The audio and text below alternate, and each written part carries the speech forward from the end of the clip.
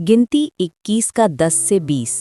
फिर इजराइलियों ने कूच करके ओबोत में डेरे डाले और ओबोत से कूच करके अबारीम नामक दीहों में डेरे डाले जो पूरब की ओर मुआब के सामने के जंगल में है। वहां से कूच करके उन्होंने ज़ेरेद नामक नाले में डेरे डाले। वहां से कूच करके उन्होंने अर्नोन नदी जो जंगल में बहती और एमोरियों के देश से निकलती है उसकी परली ओर डेरे खड़े किए, क्योंकि अर्नोन मुआबियों और एमोरियों के बीच होकर मुआब देश की सीमा ठहरी है।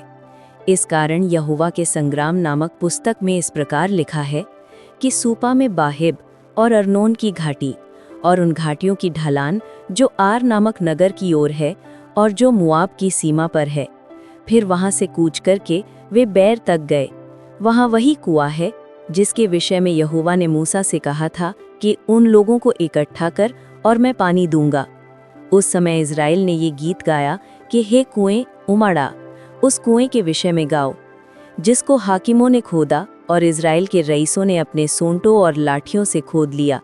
फिर वे जंगल से मत्ताना को और मत्ताना से नहलियल को और नहलियल से बामोत को और बामोत से कूच करके उस तराई तक जो मुआब के मैदान में है और पिसगा के उस सिरे तक भी जो यशीमोन की ओर झुका है पहुंच गए।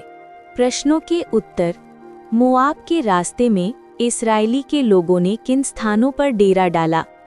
उन्होंने ओबोत, इये अबारिम यानी अबारिम के मैदान, ज़ेरेद घाटी, अर्नोन के पार, बेर और मत्थाना, नहालिएल, बामूत और पिस्करा की चोटी के पास डेरा डाला। गन्ती 21 के 10 से 20 में इन स्थानों का उल्लेख क्रमशः मिलता है। अर्नोन किन देशों की सीमा से लगता है? अर्नोन की घाटी अम्मोरियों और मोआबियों की सीमा पर थी। अर्नोन नदी मोआब देश की उत्तरी सीमा और अमोरी देश की दक्षिणी सीमा मानी जाती थी। पानी देने वाले उस कुएं का नाम क्या है?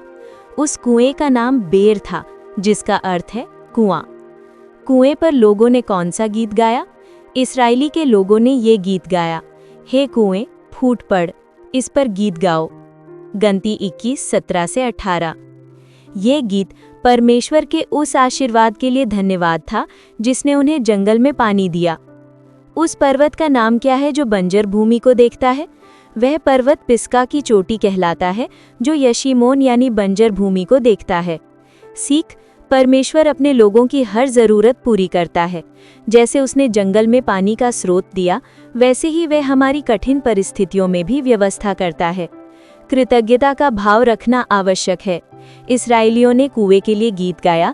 हमें भी अपने जीवन में परमेश्वर की दया के लिए धन्यवाद देना चाहिए। आज्ञाकारिता और विश्वास का मार्ग आशीष की ओर ले जाता है। जब लोग परमेश्वर के निर्देशों का पालन करते रहे, तब उन्हें विश्राम और पानी मिला। जीवन की यात्रा में हर पड़ाव सीख देता है। जैसे इस्राएलियों ने एक एक स्थान पर रुककर अनुभव पाया, वैसे ही हमारे जीवन के हर पड़ाव में परमेश्वर हमें सिखाता है। मनन, क्या मैं अपनी यात्रा के हर पड़ाव में परमेश्वर की भलाई को पहचानता हूँ? जब परमेश्वर मेरी प्यास बुझाता है, शारीरिक या आत्मिक, क्या मैं उसके लिए गीत गाता हूँ या धन्यवाद देता हूँ? क्या मैं अपनी ज़रूरतों के लिए परमेश्वर पर भरोसा रखता हूँ, जैसे इस्राएली लोगों ने रखा?